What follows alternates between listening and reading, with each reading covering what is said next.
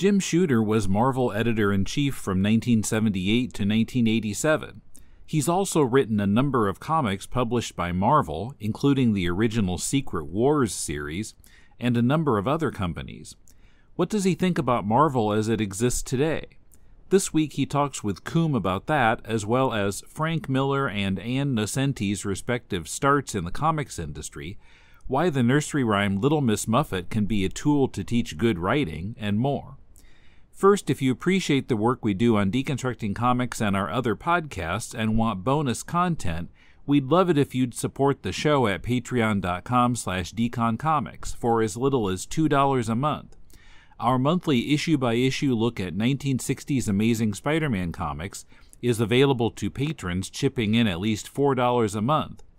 Join now and you'll get to vote on the topic of our next patrons-only podcast. To join, go to patreon.com/deconcomics. This is Tim, and this is Deconstructing Comics.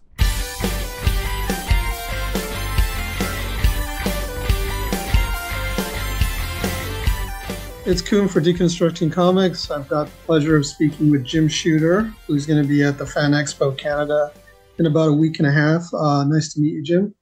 Yeah, nice to meet you. Thanks. I've been watching some of your old interviews and reading. Certainly, your tenure at Marvel was when I was a kid, so like a lot of other interviewers, I have a lot of nostalgia for that period. I know that there's a lot of discussion and debate about the various disagreements and so on. So I thought I'd just skip that, and I'd ask you more general questions about your feelings about comics and looking back on your time as somebody who's been in the thick of things, if that's okay. That's all right with me because a lot of the disagreements are fictional and written by writers trying to sell books who weren't there and don't know. No, fair enough. And I don't think at this point people are really going to get at any kind of... I don't really care. Yeah. So I noticed on your blog that you seem to be doing a kind of a tour, a Secret Wars tour with Mike Zeck and John Beatty, and a lot of your posts seem to be around 2016. So what's kind of brought you back to cons this year? Oh, well, I've been going to cons ever since. What started me again. I didn't have any reason to go to conventions for years because I was just a freelance writer. I didn't really have anything to promote. And after I left Broadway, I didn't really have any reason to go. Other than it was fun, but you'd lose a couple days' work, and it just didn't do it. Then I got talked into it by someone who said that they wanted to organize the reunion tour, and I didn't want to do that either. But they told me that it'd be good for Mike and John if there's the three of us together. And I hadn't seen those guys for a long time, so I went to one. It was fun. They paid me, so we did a lot of them that year. But I just kept getting invitations, and so I got in the habit of going to them, and I really enjoy them. It's so great seeing all that stuff that goes on and meeting out everybody. Are you doing anything in conjunction with the new Secret Wars project that Marvel is involved in? Which I frankly don't know anything about, but I've seen. Which project? They're doing some kind of Secret Wars. Oh. Thing. Yeah. Yeah, no, I'm not involved in it at all, except that I did the original one. They got me to sign papers and releases so that they'd have a clean chain of title, which I was happy to do because, I was the editor-in-chief of Marvel. How can I say, I didn't know it was work for hire? Right. I'm not going to lie about it. So I cleared the way for it. I actually knew about this movie about 3 years before anybody else did. But I don't know if it's going to have anything to do with what I wrote or it's going to be the 2015 iteration that they did. And I just hope they do a good job. I really hope it rocks. Yeah, I don't know anything about the movie, but the comics are releasing some new thing. And I think the Beyonders involved. That's about all I can gather. Well, that's good. I do have an odd question related to the Beyonder. I'm a big fan of David Mazzucchelli, and I have an odd page of his from the issue, which was a crossover with Secret Wars 2. And, I bought it on some online auction. And it wasn't until I got it that I noticed that the Beyonder was pasted on. And then I remembered that when Mazzucchelli's agent sold the pages from that book, all of the pages with the Beyonder were pasted on. So I did a little kind of hunting online. And somebody had a page that had been rejected, which the Beyonder had not been redone on. And he looks very different. He didn't have the disco jumpsuit. He had a different kind of, it's sort of a Jim Starlin-esque costume, and he had a shaved head, kind of looked a little bit like Eminem. And I was just wondering, did you originally have that design for the Beyonder? What caused you to change it? Well, Al Milgrom designed it, and the Beyonder, when he came to Earth, he was advised by a bag lady who they were looking in a store window, and she said, "Well, I like that." And so he didn't know, so he just wore the old style jumpsuit, and and also he really didn't care. It's like Sure. it's like you're more or less omnipotent. You just do what you want. You don't remember why you changed the look or the costume? Well, I think the look over the years has changed. It wasn't changed while I was there, but other people developed the character and then move it forward.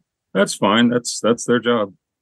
No, this happened when you were there. It happened in the Mazzucchelli issue definitely happened when I was there. I don't know why he drew something different than the on model. Okay. But they probably they just pasted it up to make it match all the other books. Okay, interesting. Because I had the feeling that was drawn first, and then later somebody, maybe you, made the decision to give him the jumpsuit.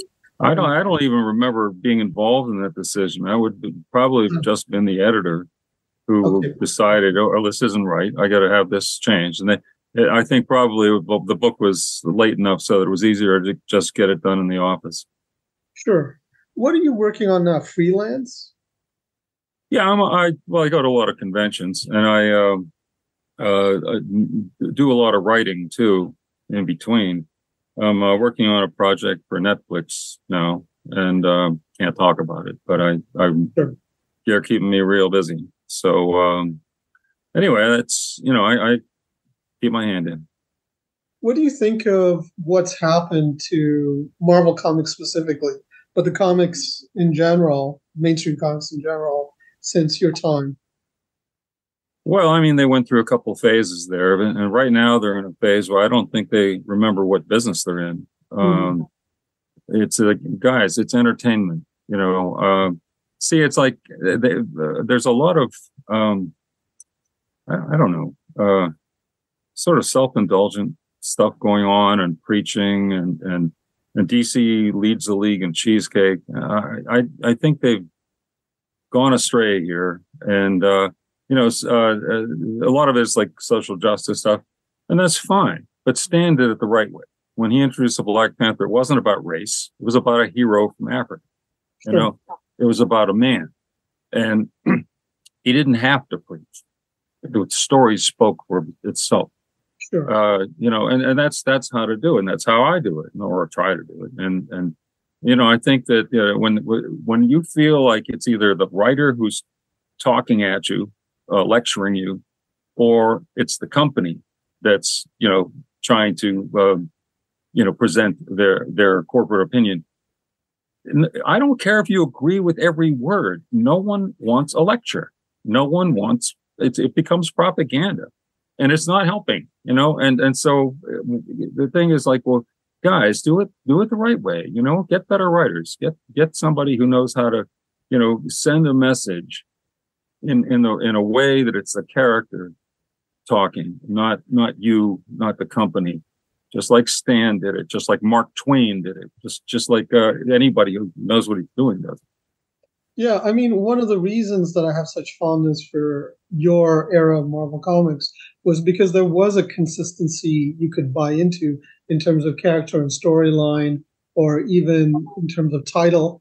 And of course, there hadn't been a break in continuity since the inception, so that helped a lot too. There was a feeling of longevity. Now it seems very gimmicky. It seems very tied to movie releases or TV or to fads. It seems like the tail wagging the dog to me, which makes it very hard for me to read and get behind it. Yeah, well, I don't think there's anyone there who says no. I think that anybody kind of does anything they want. And so I people think I was like the big meanie and I was always micromanaging and saying no and stuff. Nah, I had the greatest editors in the world. I had Archie Goodwin, the best of all time. I had Louise Simonson. It's like better than Christmas. I had Larry Hama. It's like winning the lottery. And Carl Potts and Bob Budiansky and Jim Sellecup and lots of other people. And they were really good at what they did. And they didn't really need a lot of help from me. I mean, I just sort of conducted the orchestra, tried to coordinate things.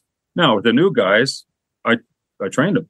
I mean, that's different with somebody who was sort of brand new to it. But I mean, all right, let's take Louise Simonson. She trained Ann Nocenti. Ann didn't need any training after that. Louise trained you, you know what you're doing. And so it was really not me so much. It's like we all were on the same page. We all understood it's entertainment first. We all understood tell a good story, tell it well. And you don't have to tell that to Larry. I mean, he knows. So I did interview Anne once, and if I remember correctly, I think she said she didn't have any trouble with you. She had a pretty good experience learning from you, is what I remember. Well, I mean, Anne started out as my secretary. She applied for the job as secretary, and I hired her. And she was not a good secretary. She was pretty bad at it, actually. And I said, Anne, I thought you knew this stuff, And she said, well, I just wanted to get in the door. What I actually want to do is be a writer. I said, okay, show me something you've written. And she said, I don't have anything appropriate. I said, all right. And we have a wall with all the covers on it. I said, pick a character, any character, write me a story. And so she came in a day or two later with this. She picked Smurfs. We were publishing Smurfs at the time. And she picked Smurfs. And so I read it, and it was wonderful. It was brilliant. And so I took it down the hall to Louise, because Louise, I think her assistant had gotten promoted or something. And so she was looking for a new assistant. And I gave her the story. Anne didn't have her name on it. And Louise read it and said, this is really good. And I said, yeah, that's Ann Nocenti wrote that. And she said, Ann? And I said, yeah, I hear you're looking for a new assistant. I said, well, you might want to consider Ann. She said, oh, no, I would never steal your secretary. I said, steal her. Go ahead, steal her, And she did. And then, she found her niche there and was genius. I mean, it was great. That is one smart lady. Yeah, I mean, part of what's great about that time is this sense of mythology about working there, the good, the bad, and the ugly. But some of these wonderful stories. Do you have less ugly than people tell you?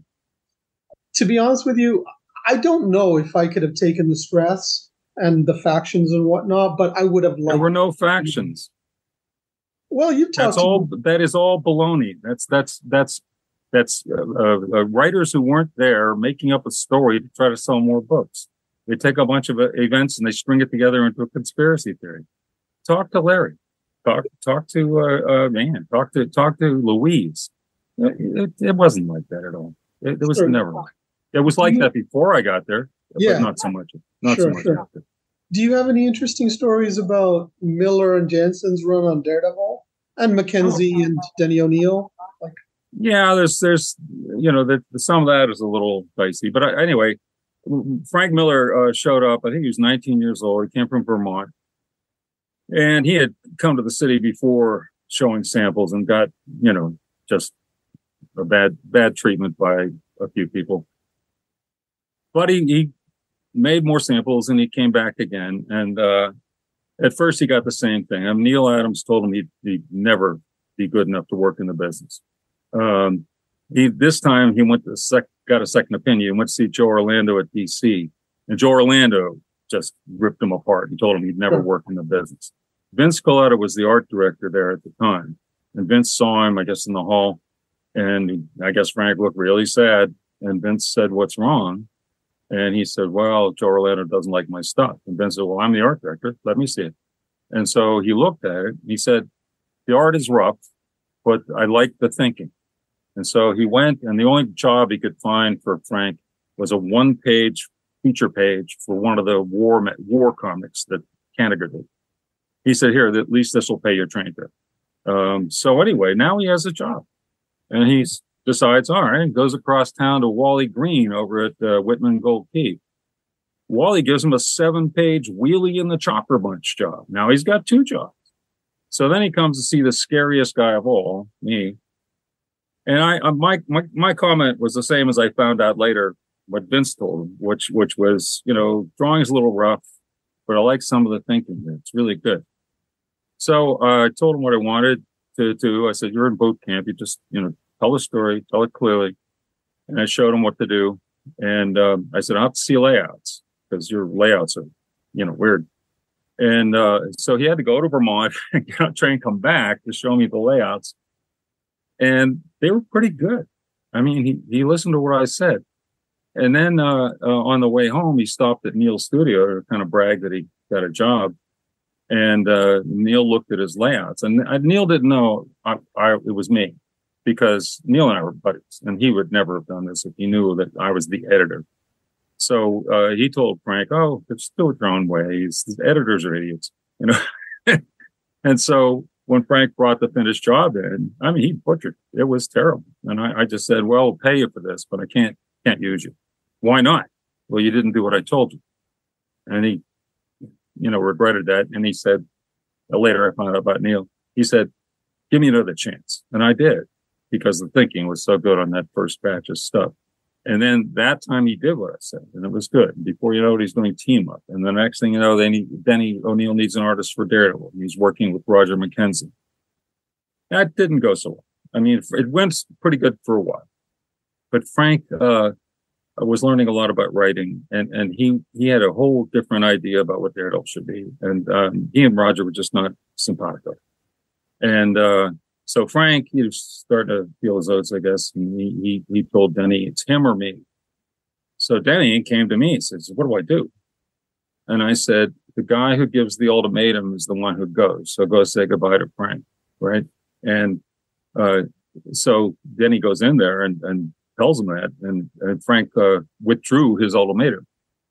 But gossip gets around. Poor Roger hears about that. And he quit Daredevil, not the company, just quit Daredevil. He had plenty of work. And so then Frank wrote a story. Denny showed it to me. It was great. It was the first Elektra story. And so he started writing it too. And then, he just kept getting better and better. And then he got David Mazzucchelli, who's a brilliant, brilliant artist. And and they were telling a good story and telling it really well.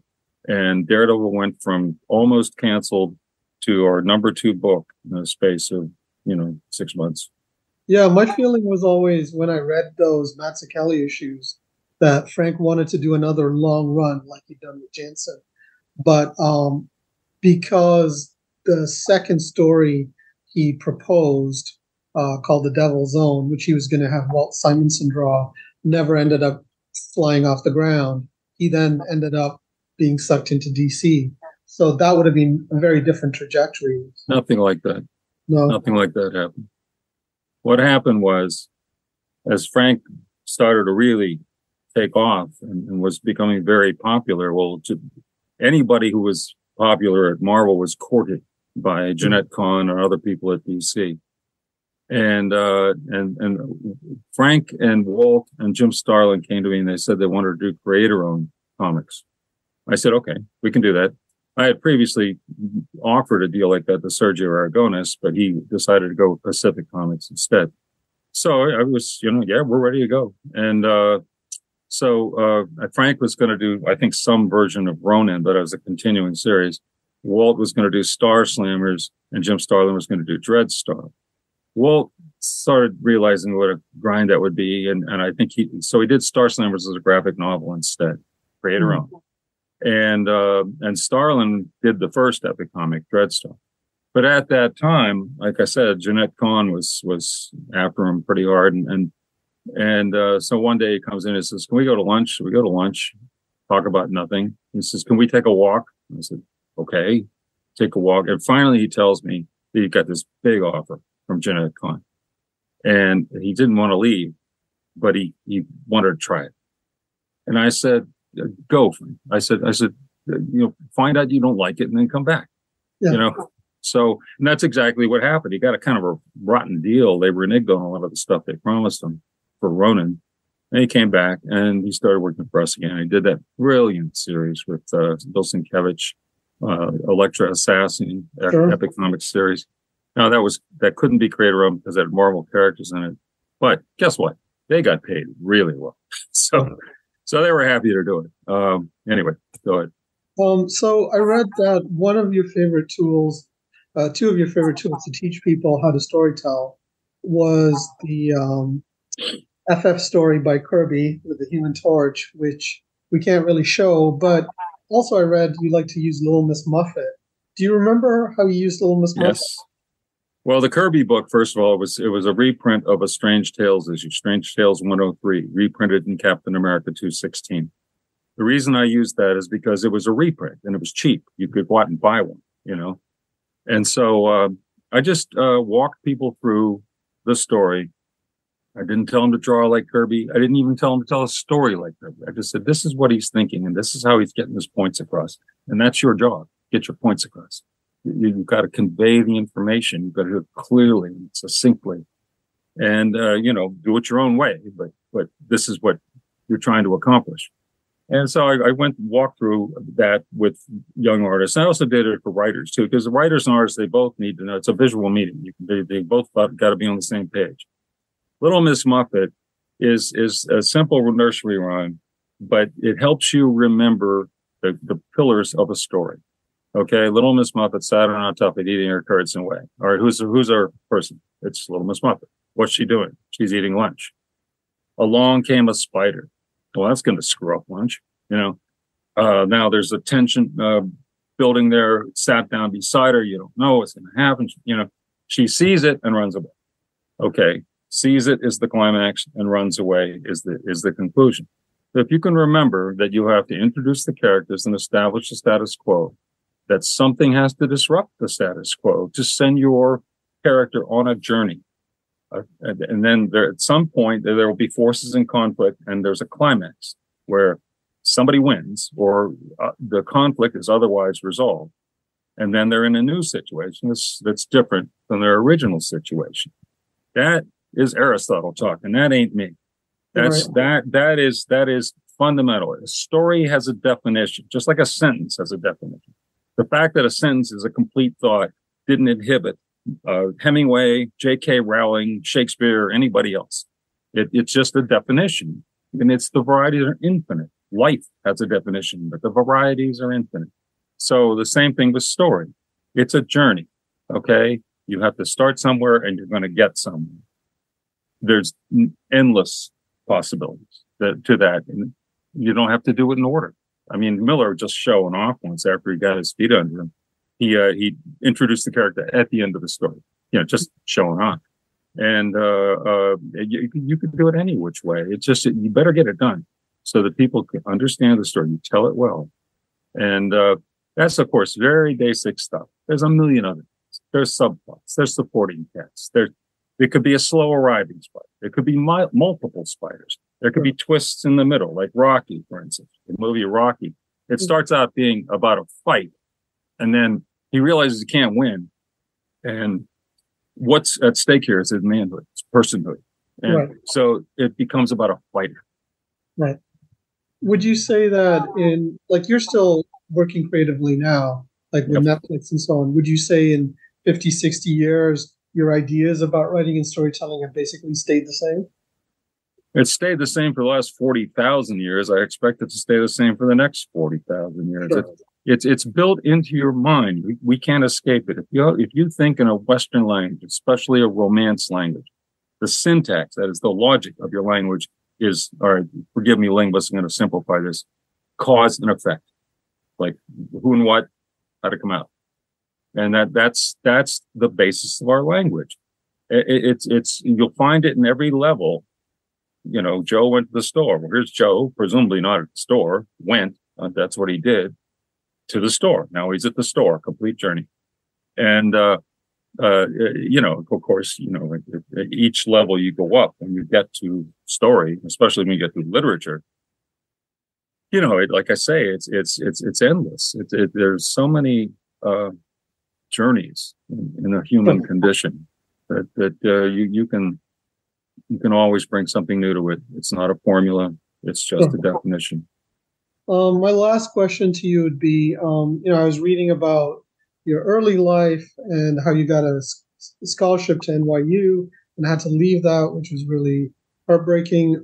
If you could go back and if you could continue college, would you do anything differently? Would you become a businessman instead? Would you become a scientist? Well, I was doing what I loved, and that's one of the reasons I didn't go to college, was because I already had a job that was, I was 11. I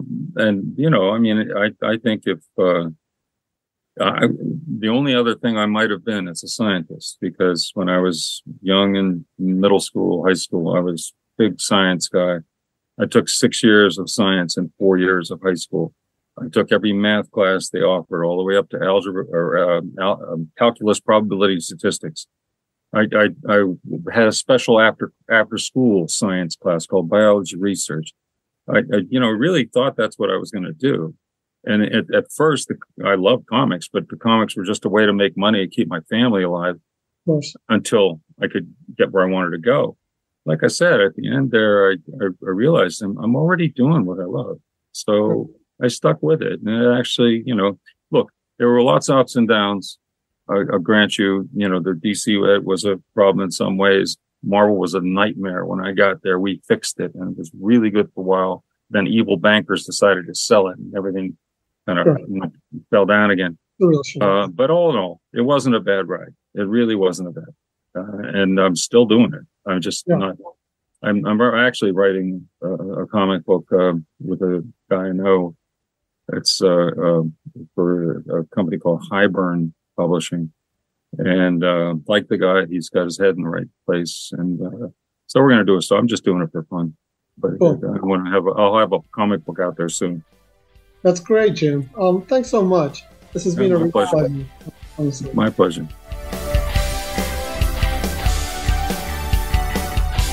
Jim Shooter will be appearing at the Toronto Fan Expo this weekend, August 24th to 27th. You can help the Deconstructing Comics family of podcasts by joining us on Patreon at patreon.com/deconcomics, and go to deconstructingcomics.com to connect to us on Twitter, Facebook, or YouTube, to shop on Amazon to support the show, and to find links to subscribe to the podcast. You can comment on any episode there or drop us a line at mail@deconstructingcomics.com. That's also the address for submitting your own comics work for possible inclusion on our spin-off podcast, Critiquing Comics. Our theme is by J.B. Anderton. Next week, the final installment of Love and Rockets Month, featuring Koom's 2017 interview with Jaime Hernandez.